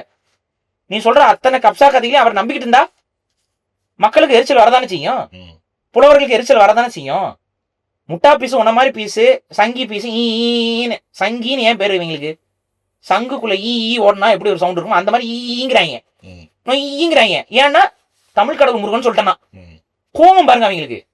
என்னடா தமிழ் கடவுள் முருகன் சொல்லிட்டான் வராங்க. உனக்கு அப்படியே வந்து ஒரு இதுக்குள்ள இருந்து அப்படியே ஒரு ஃபயர் வருது பத்தியா, ஒரு ஃபயர் வருதுல, அது ஆக்கத்துக்கான தீ கிடையாது, அது வேற தீ. சரியா? சோ நீ புரிஞ்சுக்க வேண்டியது என்னன்னா, அது உனக்கு எரியறது எங்களுக்கு மகிழ்ச்சியா தான் இருக்கும். எனக்கு உண்மையிலேயே சந்தோஷமா இருக்கு நீ கதறது கத்துறது. ஏன்னா நீ வாட்டு கடந்து போயிருந்தீங்கன்னா இந்த தங்க சிலையை திருடிதான் ஸ்ரீரங்க கோயிலுக்கு காம்பவுண்ட் சுவர் கட்டினீங்கிற கதை வெளியில வராம இருந்திருக்குமா? ஆனா அந்த விஷ்ணு இதே வந்து அவதாரம் எடுத்து உன் நாக்குக்குள்ள வந்து உட்காந்து உன்னை இந்த மாதிரி ஒரு ப்ரூஃப கொடுக்க சொல்லி, இதுக்கு தான் சொல்றேன், அடுத்தவங்க கிட்ட இருந்து ப்ரூஃப் வாங்கிட்டு வராத, அடுத்தவங்க கொடுக்குற ப்ரூஃபை கொண்டு வந்து விடாத. அவனா ஒருத்தன் ப்ரூஃப் கொடுத்துருக்கான், அப்புறம் பல்லவர் இதுலயே வந்து கல்வெட்டுல இருக்கு அப்படின்னு திருமங்கை ஆழ்வார் வரலாறை வச்சுக்கிட்டு நீ இதெல்லாம் பேசலாமா? அதுல இன்னொரு விஷயம் சொன்னார் பாத்தீங்களா, அந்த கோயிலை கட்டுறதுக்கு வேலை செஞ்சவங்களை எல்லாத்தையும் கொண்டு போய் நடு ஆத்துல வந்து கொண்டுட்டாராம் திருமங்கை ஆழ்வார். இவர் ஆழ்வார். இதெல்லாம் உண்மையாகவே திருமங்கை ஆழ்வார் செஞ்சாரானா? செய்யல. புரியுதா? இதெல்லாம் அவர் செய்யல. திருமங்கை ஆழ்வார் தமிழர், அவரு விஷ்ணுவுக்கு பக்தராக இருந்திருக்காரு. இவங்க கதை இப்படி. திருமங்கை ஆழ்வார் தமிழர், அவரு விஷ்ணுவுக்கு உண்மையாவே பக்தராக இருந்திருக்காரு. அவரோட உண்மைத்தன்மையெல்லாம் மறைச்சு விட்டுவிட்டு பொய் கதைகள். இந்த நான் தான் சொல்றேன், இவங்க மதத்தை வளர்க்கலைங்க, உட்காந்து கூடவே இருந்துகிட்டு வெறுப்புல மதத்தின் மேல எல்லா பொய்யும். இந்த கதைகள் எல்லாம் கேட்டுட்டு கடைசியில எப்படிரா பக்தி வரும்? எனக்கு அதான் புரியல. எப்படி பக்தி வரும்? மாத்தி மாத்தி புளிகி வச்சிருக்கீங்களே. இப்ப சொல்லு, பல்லவர்கள் புத்தர் வந்து அவதாரம்னு சொல்லி கல்வெட்டு அடிச்சிருக்காங்கன்னு சொன்ன நீ, அதற்கு பின்னாடி வந்த திருமங்கை ஆழ்வார் அந்த புத்த விகாரத்தை எடுத்து கொண்டு போய் உருக்கி அந்த தங்கத்தை பயன்படுத்தி அந்த அதுல கிடைச்ச காசை பயன்படுத்தி, ஆக்சுவலா எடுத்துட்டு போயிடலாம் இல்ல, அப்படியே சொன்னார்ல அந்த கதையை பாத்தீங்கல்ல, திருடிட்டு போயிட்டு அது போய் பண்றாப்புல அப்படின்னா இது என்ன பண்ணிருக்காங்கன்னு புரியுதா? ஃபர்ஸ்ட் புத்தரோட பேர் வந்து இங்க அதிகமா இருக்கு. சோ புத்தரோட பேரை வந்து எப்படியாவது நமக்கானதா மாத்திக்கணும்னு சொல்லிட்டு விஷ்ணுவோட அவதாரம்னு கதை அடிச்சாங்க. அத மக்கள் வந்து அந்த அளவுக்கு முட்டாளா இல்ல, அதனால அதை நம்பல. ஸோ ஆட்டோமேட்டிக்கா வந்து பாத்தீங்கன்னா புத்த மதம் தனியான ஒரு மதமாகத்தான் வளர்ந்து வந்துட்டே இருந்துச்சு. ஸோ இவங்க வந்து என்னதான் விஷ்ணுவோட அவதாரம் சொன்னாலும் அதை கேட்கறதுக்கு ஆள் இல்ல. ஏன்னா புத்தர் சொல்லணும்ல நான் அவதாரம்னு. இப்ப நீங்க என்ன சொல்ற, ஒவ்வொரு படத்துலயும் வந்து கிருஷ்ணர் வந்து சொல்றாருல நான் வந்து விஷ்ணுவோட அவதாரம்னு சொல்ற மாதிரி நீ எழுதி வச்சிருக்க கதை. ஆனா புத்தர் வாழ்ந்த காலகட்டத்துல புத்தர் அப்படி ஒரு ஸ்டேட்மெண்டே கொடுக்கலையே. இப்ப புத்தர் நான் வந்து விஷ்ணுவோட அவதாரம், நான் கடவுளோட அவதாரம்னு அவர் சொல்லியிருந்தாப்லனா நீ வந்து விஷ்ணு அப்படின்னு சொல்லலாம். அவர் அதை சொல்லலைங்கும் போது இவனால அதை கிளைம் பண்ணி வர முடியல. சோ புத்த பிக்குகள்கிட்ட போயிட்டு திட்டுவாங்க, அதோட முடிஞ்சது இவங்க வேலை. அதனால என்ன பண்றது, கொஞ்ச நாளைக்கு சொல்லி பார்த்தாங்க, எடுபடல. புத்த மதம் வந்து தனியா வளர்ந்துட்டே போகுது. இதுக்கு மேல இந்த மதத்தை விட்டோம்னா வழி இல்லைன்னு சொல்லிட்டு வன்முறையை கையில் எடுத்து அந்த மதத்தை ஒழிக்கிறதுக்கான எல்லா வேலையும் பண்ணி புத்த விக்கிரகங்களை திட்டுறது, உடைக்கிறது, புத்தர் சிலைகளை உடைக்கிறது, அதை அசிங்கப்படுத்துறது, அதெல்லாம் வந்து பெருமைப்படுத்துறது, அசிங்கப்படுத்துறத பெருமைப்படுத்துறது. இந்த இவர் சொன்னார்ல என்னமோ அபிஷேகமா, ஏண்டா மூத்திரம் பெயறதுக்கு இப்படி ஒரு பேராடா? ஒரு சாமி சிலை மேல மூத்திரம் பெயறதுக்கு வருதுன்னா உன் புத்தி என்ன புத்தி? அப்படி ஒரு கதை எழுதி வைக்க தோணுமா யாராவது? இது ஒரு அநியாயம் இல்லையா? வேற ஒரு சரி நீ தான் அவதாரம்னு சொன்னீங்கடா, அது உனக்கு தெரியாம இருந்துச்சா? இப்ப புரியுதுல, தெரிஞ்சேதாங்க இதை பண்ணிருக்காங்க. பண்ணிவிட்டு இன்னைக்கு புத்தரை வந்துட்டு உரிமை கொண்டாடுறதுலாம் உனக்கு எல்லாம் மனசாட்சி இல்லாம பண்றியே. இன்னைக்கு புத்தர்னா எங்கடா புத்தர் இப்ப காணோம்? இந்தியாவுக்குள்ள எங்கடா புத்தர்? விஷ்ணுவோட அவதாரம் புத்தரை எங்கடா பண்ணீங்க? வழக்கொழிஞ்சிருச்சு, வழக்கொழிஞ்சிருச்சு, மக்கள் வழிபடாம போயிட்டாங்க. இவங்க மக்களை டார்ச்சர் பண்ணி கொலை பண்ணி கழுமரத்துல எல்லாம் ஏத்தி எல்லாரையும் நாசம் பண்ணி பொய் கதையில சொல்லி அசிங்கப்படுத்தி ஆபாசப்படுத்தி அந்த மக்களை அந்த வழிபாட்டுல இருந்து நகர்த்தி விட்டு வழக்கொழிஞ்சிருச்சு. கேட்கிறவன் கேனையனா இருந்தா புத்தரும் விஷ்ணுவோட அவதாரம்னு சொல்லு நீ. சரி சோ இது ஒண்ணு. இது ஒரு பதிலா? இந்த பதிலை நான் கொடுக்கவில்லை, டிஸ்க்ளைமர் நான் போட்டுட்டு தான் கொடுத்தேன். இந்த பதில கொடுத்தது சாட்சாத், அந்த நபர் பேர்லாம் எனக்கு தெரியல, சாட்சாத் யாரோ நாம போட்ட ஆவாள், அவர் தான் கொடுத்திருக்காரு. எதுவாக இருந்தாலும் அவாள்கிட்ட போய் கேளுங்க, சரி, இவாள்கிட்ட வராதீங்க. சரி, அதே மாதிரி இன்னொன்னு கேட்டிருக்காரு, நீங்க வந்து மணிமேகலை வந்து மணிப்பிரபால நடையில எழுதிருக்குன்னு நீங்க சொன்னீங்க. ஒரு வேற எதுவும் நடத்துனாரு. இதுலதான் அவரு கேக்குறாரு, படிக்கவே மாட்டீங்களா பாரு, அப்படியே ஒரு சோகமாயிட்டாரு. இதுக்கெல்லாம் உட்காந்து ரிஹர்சல் பார்த்துருக்குது கமலஹாசனோட. அது கமலஹாசனுடைய ஏதாவது இந்த வீடியோ எல்லாம் பார்த்துட்டு சோகம் அந்த மாதிரி ஒவ்வொரு ரியாக்ஷன் கொடுத்துட்டு இருக்கான் வீடியோல. யாரா இவன்? உனக்கு நான் உண்மையிலே சொல்றேன்டா, நல்லா நடிக்கிற, போய் நடிக்கிறதுக்கு ஏதாவது இங்க எடுப்பாங்க இல்ல, இப்ப ஏதாவது படம் வரிசையா வருது இல்ல, இப்பதான் இது வந்து காட் ஆஃப் வார்னு வருது இல்ல, ராமாயணத்துல ஏதாவது வருஷம்னா போய் நடி, அதுல ஏதாவது ஒரு கதாபாத்திரம் நடி, அணிலாவோ கரடியாவோ, ஏன்னா அதுல கதாபாத்திரங்கள் நான் எதுவும் சொல்லப்பா. அணிலுக்கு ஒரு வேஷம் வரும், அந்த அணில் வேஷத்துல போய் நடி. அணில்னா வேற அணில்கள் கோச்சுக்க வேணாம், நான் வந்து உண்மையாவே ராமாயணத்துல வர அணில் வேஷத்தை சொல்றேன். ட்விட்டர்ல வேற ஜூனியர் என்டிஆர் கிண்டல் பண்ணிட்டு இருக்காங்க, உங்களுக்கு முருகன் படத்துல நடிக்கணும் அப்படின்னா தமிழ்நாட்டுக்கு வாங்க, உங்களுக்கு ஒரு ரோல் இருக்கு, முருகனுக்கு யானையா நடிக்கிட்டு அப்படி உருவ கேள்விகள் பண்ணக்கூடாது. ஸோ பேசிக்கா என்னன்னா அது நம்ம அங்கீகரிக்கலாம் அந்த மாதிரி பேசுறதுக்கு. ஆனா இப்படி ஒரு அறமற்ற பேச்சுக்களை பேசிக்கிட்டு இருந்தா, நம்ம சொன்ன அவதூறு பேச்சுனா என்ன? இதுதான் அவதூறு பேச்சு. உள்ள ஒண்ணு வச்சுக்கிட்டு வேற ஒண்ணு பேசிக்கிட்டு வெளியில ஒண்ணு பேசிக்கிட்டு, இதான் அவதூறு பேச்சு. இதெல்லாம் டிபேட்ல நீ உட்காந்து, இன்னொன்னு நான் சொல்றேன், இதுக்கெல்லாம் நான் ப்ரிப்பேர் பண்ண வேண்டியதே இல்ல, இதெல்லாம் எனக்கு தெரியும். நான் போய் உட்காந்துலாம் யோசிக்க வேண்டியதெல்லாம் இல்ல, லைவ்ல நான் அடிப்பேன். நீ வாபா வந்து லைவ்ல உட்காரு, வா பேசுவோம், கொஞ்சம் பேசுவோமே, இன்னும் கொஞ்சம் வரலாறுலாம் பேசுவோமே. உன் சைடு இருந்து இந்த புராணங்கள்லாம் நீ வரலாறுன்னு சொல்ற, அந்த புராண வரலாறுலாம் என்கிட்ட சொல்ல, நம்ம உட்காந்து டிஸ்கஸ் பண்ணுவோம். வீக்கெண்ட் டிபேட் மாதிரி ஒரு இதுக்கு என்ன டிபேட்னு வைக்கலாம்? முருகன் டிபேட். வீக்கெண்ட் டிபேட் மாதிரி முருகன் டிபேட் நல்லா தான் இருக்கும், எல்லாரும் பார்ப்பாங்க, இன்னும் அவேர்னஸ் வரும். உங்களோட சங்கி உலகத்திற்கு தமிழ் தேசிய பார்வையை நாங்க கொண்டு வரோம். யாருக்கு உண்மையான பக்தி இருக்கு, யாருக்கு உண்மையாகவே தமிழர்கள் மீதும் கடவுள்கள் மீதும் நம்பிக்கை இருக்கு, யார் வந்து உண்மையாகவே முருகனை வழிபடுகிறார்கள்ங்கிறது அப்பதானே புரிய வரும். அந்த மாதிரியான இதுக்கு தான் ஒரு ஆரோக்கியமான ஒரு ஆக்கப்பூர்வமான ஒரு விவாதம்னா அது நான் வரவேற்கிறேன். ஆனா இந்த சும்மா வெட்டி ஒட்டி நம்ம பேசினதை ஒன்ன கான்டெக்ஸ்ட மாத்தி சொல்றது, உள்ள விட்டு இன்னொரு வடிவேல் காமெடி சொல்லுறது, பதில் கொடுத்ததை கடந்து போறது. நான் தெளிவா சொன்னேன், திருமுருகாற்றுப்படையை ஆதாரமா காட்டினேன். திருமுருகாற்றுப்படையிலேயே வெள்ளாட்டை அறுத்து, இளம் வெள்ளையாட்டை அறுத்து மறியறுத்து அதோட ரத்தத்தை எடுத்து தினைமாவளை கலந்து அதை வந்து முருகனுக்கு படையல் போடணும்னு சொன்னேன்ல. உன் கதையை ஏத்துக்க நான் தயாரு, இந்த வழிபாட்டை ஏத்துக்க நீ தயாரான்னு கேட்டேன். இதுக்கு எங்கடா பதிலு? உன் வீட்டில் ஏன்டா பதிலே சொல்லல? ஓடிடுறான். நம்ம கிடுக்குப்பிடி கேள்வி கேட்டோம்னா மாட்டி வேணான்னு ஓடிடுறது. நம்ம பேசிட்டு வேற எதையோ எடுத்துட்டு வந்து விளக்கம் கொடுத்துட்டு இருக்கிறது. நக்கீரருக்கு தெரியாததா பாரிசாலனுக்கு தெரியும் கேட்கறது கரெக்ட் தான். இப்ப இந்த நூலை நம்ம திறனாய்வு செய்யணும்ல, திருமுருகாற்றுப்படையை திறனாய்வு செய்யணும்ல, அதுல இருக்கிறத நாங்க ஏற்கிறதுக்கு தயாருங்க. ஆனா அது எந்த காலத்துக்கு? அது ஒரு வரலாற்று தகவல் தான். அந்த வரலாற்று தகவல்ல நீங்க எடுத்தீங்கன்னா திருமுருகாற்றுப்படை வந்து கடைசங்க காலம், சங்க காலமாக இருந்தாலும் சங்க காலத்துடைய கடைசி காலம், சரியா? கடைசங்க காலம்பாங்க. அந்த கடைசங்க காலகட்டத்தில் வந்தது. இவங்களோட கதைகள் உள்ள வருது, நம்மளோட கதைகளும் ஸ்ட்ராங்கா இருக்கும். அப்ப ரெண்டு கதைகளும் கலந்த மாதிரி தான் அது இருந்திருக்கணும். அப்படிதான் இருக்கு திருமுருகாற்றுப்படை. திருமுருகாற்றுப்படையில நம்மளுடைய ஏற்றுக்கொள்ளக்கூடிய தத்துவங்களும் அங்க உண்டு, ஆரிய திரிபுகளும் அங்க உண்டு. இப்ப நீங்க சொன்னீங்கல்ல ஃபேமிலி ஸ்ட்ரக்சரு, இவர் வந்து இந்த புராணங்கள்லாம் அங்க வந்துருச்சுன்னு சொல்றீல்ல, அது வந்துருச்சு. இதை நான் ஏத்துக்கணும்னு சொல்றீல்ல, அப்படியே வை. இதை நான் ஏத்துக்கணும் அப்படிதானே, சரி அப்படியே வை. அதே திருமுருகாற்றுப்படையில முருகனை எப்படி வழிபடணும்னு சொல்லியிருக்காங்க, அதை நீ ஏத்துக்கணும்ல. இது திருமுருகாற்றுப்படையில முருகனுடைய குடும்பம், முருகனுடைய பிறப்பு அதுல தெளிவா இருக்கு, நம்ம அதை ஏத்துக்கிட்டு தான் ஆகணும், அதான உண்மை அப்படின்னு சொல்றீல. சரி, அதுல முருகனை எப்படி வழிபடணும்னு இருக்குல்ல, முருகனை எப்படி வழிபடணும்னு திருமுருகாற்றுப்படை சொல்லுதுன்னா, ஒரு இளம் ஆடு, அண்ணாமலை இல்ல, இளமான ஒரு வெள்ளாடு குட்டி, ஒரு வெள்ளாடு, ஒரு இளம் ஆடு. அந்த இளம் ஆடை எடுத்து அதை அடி அறுத்து அதோட ரத்தம் வடியுமா, அந்த ரத்தத்தை எடுத்து தினைமாவு இருக்குல்ல, தினைமாவு, அந்த தினைமாவோட கலந்து முருகனுக்கு படையல் வைக்கணும். குக்கிங் ரெசிபி மாதிரி ஏதோ சொல்றீங்க, அதுதான் படையல் வைக்கணும். அதுவும் எப்படிங்க நான்வெஜ்லாம் எடுத்துட்டு வரீங்க உள்ள? நான் எடுத்துட்டு வரல, நக்கீரர் எடுத்துட்டு வராரு. நான் என்ன சொல்றேன், இந்த கதையை நான் ஏற்கிறதுக்கு தயார், இந்த வழிபாடை நீ ஏத்துக்கும். திருமுருகாற்றுப்படையில் அப்படிதான் வழிபாட சொல்லியிருக்கு. அது எப்படா கரெக்டா சென்சார் கட் பண்ணி போறீங்க? நாங்க நியாயமா தானே இருக்கோம், நாங்க தெளிவா சொல்றோம். ஏன் இதுல 2 கருத்துக்களும் உள்ள இருக்கு அப்படின்னு பாத்தீங்கன்னா, அந்த காலகட்டத்திலேயே ஆரிய திரிபுவாதம் உள்ள வந்துருச்சு. பிராமணர்கள் தமிழ்நாட்டுக்குள்ள வந்தது 2000 ஆண்டுகளுக்கு முன்பு. அப்ப 2000 வருஷமா நீ கதை கட்ட ஆரம்பிச்சிட்டேங்கிறது தானே நான் சொல்றோம். 2000 வருஷத்துக்கு முன்னாடி நீ உருட்டின அத்தனை ஆணியுமே பொய்கள் தான். அது உள்ள வந்துருச்சு, இந்த வழிபாட்டுக்குள்ள உள்ள கலக்க ஆரம்பிச்சிருச்சு. அப்ப நக்கீரர் அந்த கருத்தையும் எழுதுறாரு.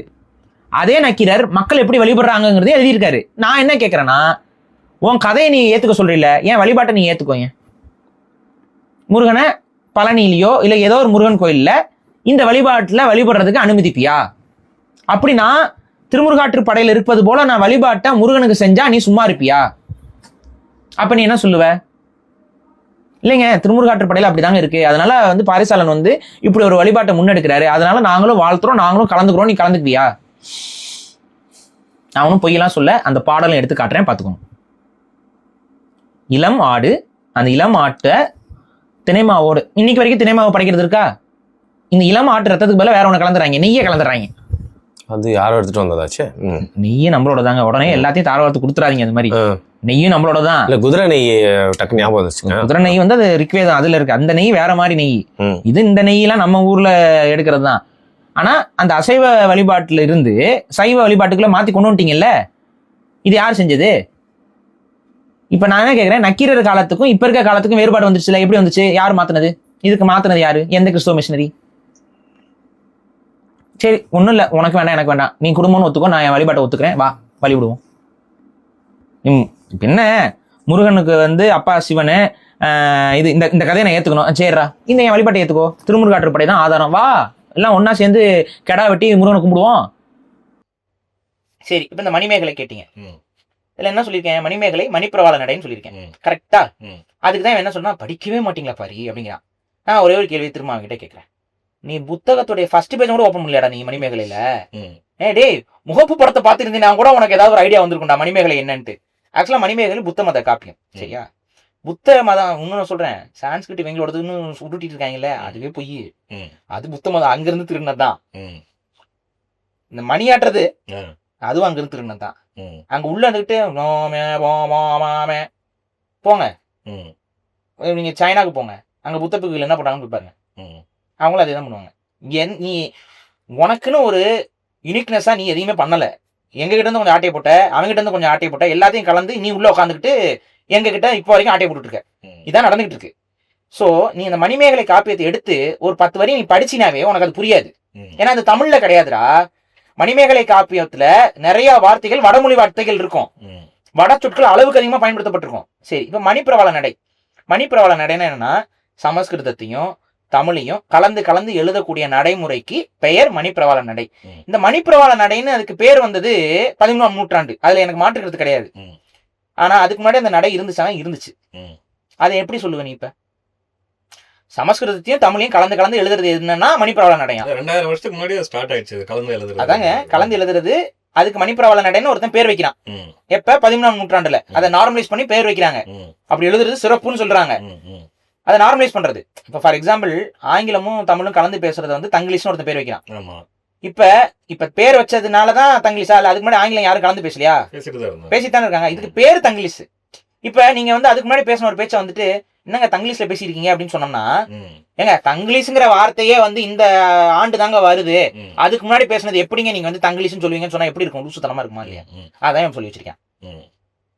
மணிமேகலை தூய தமிழ்ல எல்லாம் எழுதப்படல. உனக்கு சந்தேகம்னா நீ யார் பேச்சும் கேட்காத, மணிமேகலை புக்கை வாங்க முதல்ல. என்ன படிக்கலையா? நானா படிச்சிருக்கேன், போய் பாரு. அந்த மணிமேகலை எத்தனை வார்த்தைகள் சான்ஸ்கிரிட், எத்தனை வார்த்தை தமிழ்ல போய் கணக்கெடு, போய் கணக்கெடு.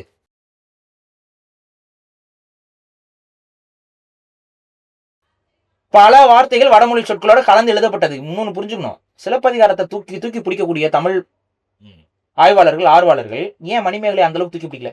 யோசிக்க வேணாம். சீவக சிந்தாமணி மணிமேகலை எல்லாம் ஏன் தமிழ் ஆய்வு உலகமும் தமிழ் வரலாற்று உலகமும் ஏன் அதிகமா பெருமைப்படுத்தி? நிறைய எத்தனை பேருக்கு சீவக சிந்தாமணியோட கதை தெரியும்? சீவக சிந்தாமணியோடைய காப்பிய தலைவன் யாரு? எத்தனை பேருக்கு தெரியும்? சீவகன் உங்களுக்கு தெரியுங்க. சீவகன் யாரு தெரியாது நிறைய பேருக்கு. அந்த கதை என்ன? சீவக சிந்தாமணியோட கதை என்ன? பல பேருக்கும் தெரியாது. இன்னும் இலக்கியம் படிச்சவங்களுக்கு தெரியும், ம். ஓரளவுக்கு தமிழ் ஆர்வலர்களுக்கு புரியும், பாமர மக்களுக்கு தெரியாது. ஆனா சிலப்பதிகாரம் பாமர மக்களுக்கு தெரியும். ம். ஏன்னா அந்த அளவுக்கு தமிழ் உலகம் அதை கொண்டு போய் சேர்த்திருக்கு. ம். கண்ணகி சினிமா மூலியமா, நாடகங்கள் மூலியமா, ம். மேடை நாடகங்கள் மூலியமா, ஊர் திருவிழாக்கள்ல வந்து கண்ணகி மாதிரி வேஷம் போட்டு வர்றது மூலியமா, ம். வம்ப பெருந்தெய்வம்னு சொல்லி கண்ணகி நாங்க தெய்வமாக்கி தானே வச்சு வழிபடுறோம். ம். கண்ணகி வாழ்ந்த பெண்மணி தானே, உனக்கு என்ன டவுட் இருக்கா? அப்புறம் வம்ப பெருதெய்வம்னு எப்படி வழிபட்டோம்? ம். வாழ்ந்த முன்னோர்களை சாமியா கும்பிடுறதாண்டா என் பழக்கம். இது ஏன்டா உனக்கு புரிய மாட்டேங்குது? ம். ஏன்டா லூசா இருக்கீங்க? டேய், வம்ப பெருதெய்வம்னு சொல்லி நான் கண்ணகி சாமியா கும்பிடுறேன். இன்னைக்கு வரைக்கும் பத்தினியம்மா கோயில்னு இருக்குடா, ஸ்ரீலங்கால இருக்குடா. ம். பத்தினியம்மா கோயில் போய் நெட்ல தேடி பாரு. ஸ்ரீலங்கால கண்ணகி நாங்க கும்பிட்டுருக்கோம். கண்ணகிக்கு எத்தனை கோயில் இருக்கு தெரியுமா தமிழ்நாட்டுல? இன்னைக்கு வரைக்கும் கண்ணகி கோயிலுக்கு எங்களுக்கும் கேரளாவுக்கும் டிஸ்பியூட் நடந்துட்டு இருக்குடா. கண்ணகி கோயில் பிரச்சனை இல்ல, அது கண்ணகி கோயில் இருக்கிறது தமிழ்நாட்டு நிலம். ஆனா போற பாதை வந்து கேரளாக்குள்ள இருக்கு, அவன் கண்ட்ரோல் பண்றான். அதனால வேற ஒரு பாதையை ரெடி பண்ணி கொடுங்கன்னு சொல்லி கேட்டுக்கிட்டு இருக்கிறோம் தமிழக அரசு கிட்ட. இல்லைன்னா இவனோட இடத்துக்குள்ள பூந்து போற மாதிரி இருக்கு அந்த மலையில. இப்ப நம்ம கோயில் வந்து தமிழ்நாடு கவர்மெண்டோட எல்லைக்குள்ள இருந்தாலும் கோயிலுக்கு போற பாதை வந்து கேரளா கவர்மெண்ட் வழியா போகுது. சோ அவன் அங்க கண்ட்ரோல் பண்ணிட்டு இங்க வரக்கூடாது, இப்படி வரக்கூடாது, அப்படி வரக்கூடாது, இத்தனை பேர் வரக்கூடாது ரெகுலைஸ் பண்ணிட்டே இருக்கான் கண்ணகி கோயிலுக்கு போக விடாம. அப்ப புரியுதா? அப்ப கண்ணகி வாழ்ந்த பெண்மணி தானே, இது உனக்கு டவுட் இருக்கா? இதுதானே நடந்த கதை.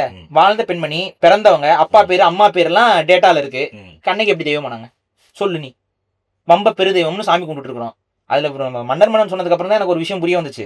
நம்ம காந்தாரா படம் வந்துச்சுல, அந்த காந்தாரா வழிபாடே வந்துட்டு கண்ணகி வழிபாட்டோடைய நீட்சி தான் சொல்றாரு. இப்ப அதுக்கப்புறம் அந்த காந்தாரா படம் பாக்குறேன், கையில சிலம்பு வச்சுட்டு ஆடுது. இப்பதான் நான் பாக்குறது தெரியுது எனக்கு. சிலம்பத்தை கையில பிடிச்சுதாங்க ஆடுறாங்க அந்த சாமி. சிலம்பத்தை கையில பிடிச்சிட்டு ஆடினது யாருங்க? கண்ணகி தானேங்க. அந்த வழிபாட்டினோட நீட்சிங்க அது காந்தாரால. அதனாலதான் இங்க கனெக்ட் ஆயிருக்கு. நமக்கு அது புரியல.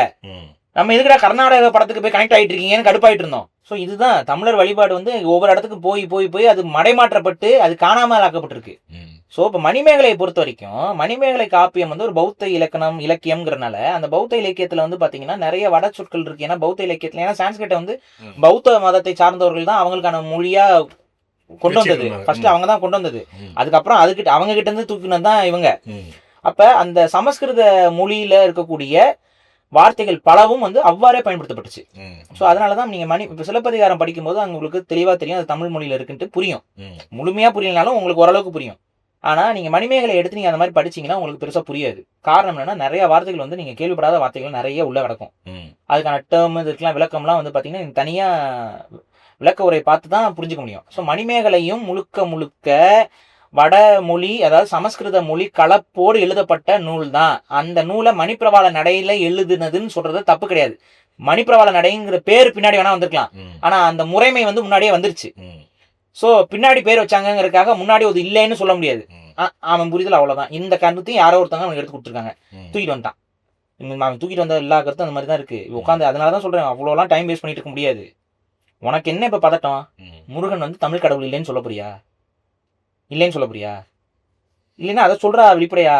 இல்ல எனக்கு புரியாத ஒரு விஷயம் என்ன தெரியுமா பாரு, முருகன் வடக்குல இருந்தா வந்தாரு, முருகன் வடக்குல இருந்தா வந்தாருன்னு சொல்லிட்டு இருக்கானுங்க. இப்போ உனக்கு என்ன பிரச்சனை? அப்ப முருகன் வந்து எங்க ஊர்ல பிறந்தாருன்னு சொன்னா உனக்கு எரியுதா? அவர் எங்க ஊருக்காரன்னு சொன்னா உனக்கு எரியுதா? இதுதான் எங்க பிரச்சனை. சங்கியாவே இருந்தாலும் எல்லாம் தமிழர்கள் தானே, அப்புறம் அதுல பெருமைப்பட வேண்டியது தானே. அதுல வந்து தெரியல கோவப்படுறதுக்கு என்ன இருக்கு? இவன் பாருங்க, இதுல இன்னொரு ஓட்டை விட்டான் இவன் வீடியோல. இது நான் வீடியோலாம் எடுத்து போட்டேன்னு வைங்களேன், செம காமெடியா இருக்கும். ஆனா சரி சொல்றேன், போய் ரெஃபர் பண்ணி பாத்துக்கோங்க. இன்னொரு காமெடி என்னன்னா வந்து தஞ்சை பெரிய கோயிலை இடிச்சிட்டாங்களாம். இடிச்சு திரும்ப அதை மீள் கட்டமைப்பு பண்ணது வந்து நாயக்கர்களும் மராட்டிய மன்னர்களும் அப்படின்னு சொல்லி இவனே தெளிவா சொல்றான். அதுக்கப்புறம் தஞ்சை பெரிய கோயில் இருக்க கோயில கட்டின சிலைகள்லாம் வந்துட்டு சோழர்கள் தானே கட்டினாங்கன்னு கொண்டு வரான்.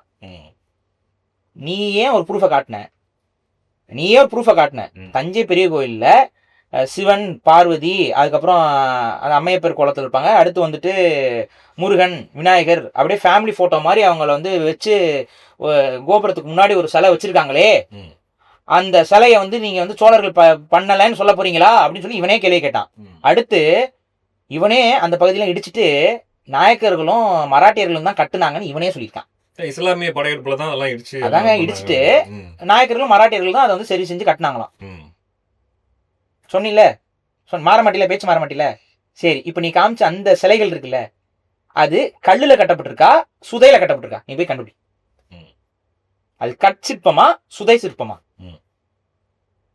தஞ்சை பெரிய கோயில் இருக்கா பிரமிட் ஸ்ட்ரக்சர்ல? பிரமிட் சுதைனா வந்து இந்த சுண்ணாம்பு, அதுக்கப்புறம் அந்த ஒரு மண் இது எல்லாத்தையும் கலந்து ஒரு ஒரு கலவை மாதிரி, அதுக்கப்புறம் அது செஞ்சு ஒரு பாறை மாதிரி ஆக்கிடுவாங்க. அது காஞ்சதுக்கு அப்புறம் அதுல சிலை வெடிப்பாங்க. ஸோ சுதை. நீங்க தஞ்சை பெரிய கோயில் பாத்திருக்கீங்களா? பிரமிடிக்கல் ஸ்ட்ரக்சரா? அதுக்கு முன்னாடி இது மட்டும் என்ன, ஒரு பல்ஜு பாத்திருக்கீங்களா? ஒரு உருண்ட பல்ஜு. அது என்ன பல்ஜு? பாறை. அது சுதை. அது அந்த சுதையில தான் நீ சொன்ன சிலை இருக்கு. நீயே தெளிவா சொல்லிட்ட.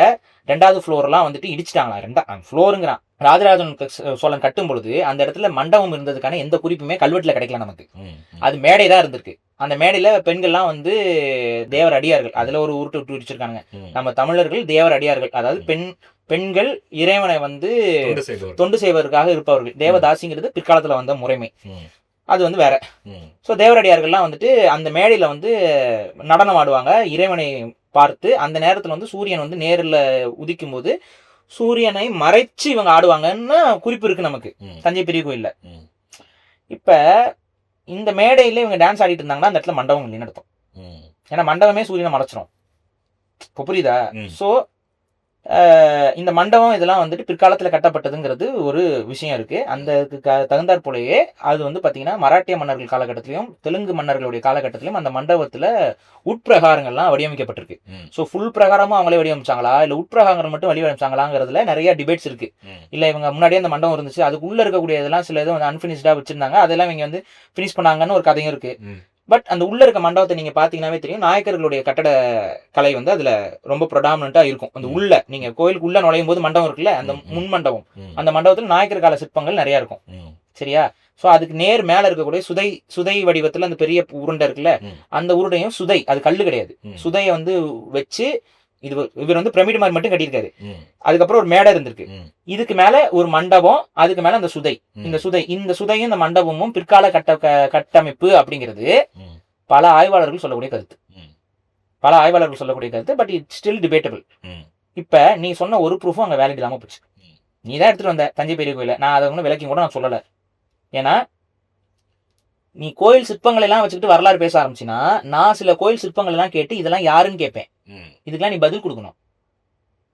அப்படி ஒரு சிற்பம் கஜராவோல இருக்கு, குதிரை இருக்கும், குதிரைக்கு முன்னாடி ஒருத்தரும் குதிரைக்கு பின்னாடி ஒருத்தரும் நிப்பாரு. அவர் யார்? முன்னோரா? இல்ல, முன்னாடி ஒரு மாதிரி ஒருத்தர் நிப்பாரு, பின்னாடி இன்னொரு மாதிரி ஒருத்தர் நிப்பாரு. புரியுதா? குதிரைக்கு அந்த கோயில்லயே வெவ்வேறு ஆங்கிள், வெவ்வேறு விதத்துல, வெவ்வேறு விதமா பல விஷயங்கள் இருக்கு. இதெல்லாம் யாரு நான் கேள்வி கேட்பேன். ஏன்னா நீ சொன்ன சிலையில இருக்கிறதெல்லாம் உண்மைன்னு, அப்படியே சிலையில இருக்கலாம், அப்படியே நம்ம அதெல்லாம் வந்து நம்ம முன்னோர்கள் அப்படின்னு இல்ல, அதெல்லாம் நம்ம கடவுள்கள் அப்படின்னு இல்ல. குதிரை முன்னாடியும் பின்னாடி இருக்கிறதுல யாரு சொல்லு? எடுத்து போட்டு கேட்க ஆரம்பிச்சனா சொன்னா புரிஞ்சுக்கோ. தேர் இழுத்து தெருவுல விட்ட கதையா போயிரும். ஒரு நம்பிக்கையோட போயிட்டு இருக்கீங்களா, அதோட போயிரு. சும்மா தமிழ் தேசியத்தை வந்து சொரிஞ்சு பாக்குற வேலை வச்சுக்காத. ஏன்னா நாங்க இறங்கி இன்னும் அடிக்கவே ஆரம்பிக்கல. ஏன்னா இது எங்களுக்கு வந்து சைடிஸ், எங்களுக்கு இது சைடிஸ், மெயின் டிஷ்ஷே கிடையாது. இந்த சைடிஸ்லயே உங்களை காலி கொண்டு போயிருவோம். உங்க வரலாறு வந்து நீங்க ஒன்றும் அவ்வளோ பக்காவாலாம் நீங்க கட்டமைச்செல்லாம் வைக்கலப்பா. கால ஓட்டத்துல உங்க இஷ்டத்துக்கு எதையோ உருட்டி வச்சுட்டு போயிருக்கீங்க. அதை எடுத்து ஒன்னொன்னா உருக ஆரம்பிச்சோம்னா உனக்கு தான் பிரச்சனை. ரெண்டாவது, எங்களுடைய வழிபாடு வேற, உன் வழிபாடு வேற. என் வழிபாட்டுல தமிழன் முருகன் தமிழன், இதை என்னால மாத்திக்க முடியாது. என்னுடைய முன்னோர் தான் முருகன், அவரை தான் நாங்க கடவுளா வழிபடுறோம். ஏன்னா முன்னோர்களை கடவுளா வழிபடுறதுதான் என் மரபு. கண்ணகி நாங்க வழிபட்டு இருக்கோம், முருகனையும் அவர் தான் நாங்க வழிபட்டு இருந்தோம். உனக்கு வேணா அவர் வந்து அக்னியோட வாய்க்குள்ள கொண்டு வந்த ஏதோ ஒரு சக்தி இருக்குல்ல, அந்த ஜீவ சக்தியை வாயில எடுத்துட்டு வந்தார்ல அக்னி, அப்படியே வாயில கொண்டு வந்து எடுத்து எங்கேயோ கொப்பளிச்சு நீ என்னமோ சொல்லிட்டு இருக்க, அதை நீ நம்பி நீ அப்படியே நம்பிக்கோ. எங்களுக்கு நோ இஷ்யூஸ், நீ நம்பி என்னமோ பண்ணு. ஆனா என் முன்னோருக்காக நான் காவடி எடுக்கிறதும், என் முன்னோருக்காக நான் அழகு குத்துறதும், என் முன்னோருக்காக நான் வழிபடுற ஒவ்வொரு வழிபாடும் தமிழ் சார்ந்தது, தமிழ் முறைமை சார்ந்தது. இதுல இன்னொருக்கு இருக்கு வேலை பண்ணாவேன். தஞ்சை பெரிய கோயில்ல வந்து ஓதுவார்கள் வந்து வேலையில் இருக்கிறாங்க அப்படின்னு சொல்லி ஒரு கோர்ட்டோடைய ஜட்ஜ்மெண்ட்டை தூக்கி காட்டுறான். அந்த வழக்குனாச்சும் என்னன்னு தெரியுமா? அந்த வழக்கு என்ன தெரியுமா? தமிழ்ல குடமுழுக்கு வேணும்னு சொல்லி தமிழர்கள் வச்ச வழக்கு அது. அதுல தமிழ்ல குடமுழுக்கு பண்ண மாட்டோம்னு சொல்லி எதிர்த்தரப்பா இவங்க வந்து உட்காந்து வழக்காடிட்டு இருந்தாங்க. அதுல அந்த கோர்ட் என்ன சொல்லிருக்குன்னா, ஆமா இதுல வந்து தமிழ் ஓதுவார்கள் இங்க இருக்கிறாங்க, இன்னைக்குமே கோயில்ல வந்து ஓதுவார்கள் வேலையில இருக்கிறாங்கன்னு சொல்லி நம்ம தமிழக அறநிலைத்துறை வந்து விளக்கம் கொடுக்குது. ஸோ எங்களுக்கு வந்து தமிழ் பழிக்கணுங்கிற நோக்கம்லாம் கிடையாது. ஆனா வந்துட்டு தமிழ்ல குடமுழுக்கு செய்யறதுக்கு வந்து பிரச்சனைகள் இருக்கு, அது இருக்குன்னு உருட்டிட்டு இருந்தாங்க. புரியுதா? எந்த வழக்கை கொண்டு வந்து எதுக்கு ஆதாரமா காட்டிட்டு இருக்கான் பாருங்க. இந்த ஓதுவார்கள் தாண்டா அன்னைக்கு குடமுழுக்கெல்லாம் நடத்திக்கிட்டு இருந்தது சோழர்கள் காலகட்டத்துல. தமிழ் ஓதுவார்கள் தான் மெயின். ராஜராஜ சோழ பெரும்பறையர் அவர் கட்டுப்பாட்டுல இருந்துச்சு கோயில். ராஜராஜ சோழ பெரும்பறையர்னா அங்க உள்ள இந்த கோயில்ல இருந்த பறையர் அவருக்கு அந்த கோயிலுடைய ஒட்டுமொத்த நிர்வாகம் மட்டும் இல்லாமல் தன்னுடைய பேரையுமே வந்து ராஜராஜ சோழன் கொடுத்து மரியாதை செஞ்சிருக்கிறான். அதனாலதான் ராஜராஜ சோழ பெருந்தச்சர், ராஜராஜ சோழ பெரும்பறையர்னு பேரு இவங்களுக்கு. ஏன்னா தன்னுடைய பேரே கொடுத்து அரசனுடைய பேர்லயே வா, அரசனுடைய பேர்லயே வழிபாடுகள் செய்யுங்க, அரசனுடைய டைரக்ட் அப்படிங்கிற கான்செப்ட் அது. அதனால நாங்க சொல்றது என்னன்னா, எங்களுடைய வழிபாட்டுக்குள்ள நீங்க மூக்குற உழைக்காதீங்க. எங்களுடைய மரபுல முருகன் வந்து தமிழ் கடவுள் தான் முருகன். நீ உங்களோட இதுல வந்துட்டு எங்களுடைய கடவுள் எல்லாத்தையும் எடுத்துட்டு அடையாளத்தை மாத்தி வச்சுக்கிட்டு நீங்க வேலையை பண்ணிட்டு இருக்கீங்க. அது ஒரு நாள் இல்ல ஒரு நாள் எக்ஸ்போஸ் ஆகும். இப்படி நீங்க எக்ஸ்போஸ் ஆகிற மாதிரி இன்னும் வேற ஏதாவது கருத்துக்கள் இருந்துச்சுன்னா நீ எடுத்து போடு. நாங்க அதுக்கான பதில்களையும் கொடுத்து இன்னும் கொஞ்சம் தமிழ் தேசிய சிந்தனையை மக்கள்கிட்ட கொண்டு போய் சேர்ப்போம். எங்களை பொறுத்த வரைக்கும் முருகன் எங்களுக்கு கடவுள், முன்னோர் மட்டும் நாங்க சொல்லல. ஆனா முன்னோர்களை கடவுளாக வழிபடுவதுதான் எங்கள் மரபுன்னு நாங்க சொல்றோம். வள்ளலார் வழிபாடுல இருந்து எல்லாமே எங்களோட மரபு சார்ந்தது வந்து முன்னோர் வழிபாடு தான். அந்த முன்னோர் வழிபாடு தான், முன்னோர்களாக எங்க கூட வாழ்ந்தவர்களை தான் நாங்க கடவுளாக உயர்த்தி வைக்கிறோம், அவர்கள் செய்த அந்த தியாகங்களுக்கும் அவர்கள் செய்த அந்த நற்செயல்களுக்கும். ஸோ இதுதான் எங்களுடைய வாழ்வியல். முன்னோர்களை வழிபடுவதுதான், முன்னோர்களை கடவுளாக வழிபடுவதுதான் தமிழர்களுடைய மரபு. ஓகே பாரி, பல்வேறு விஷயங்களை பகிர்ந்துக்கிட்டீங்க, மிக்க நன்றி. தமிழ் கடவுள் முருகன். நன்றி.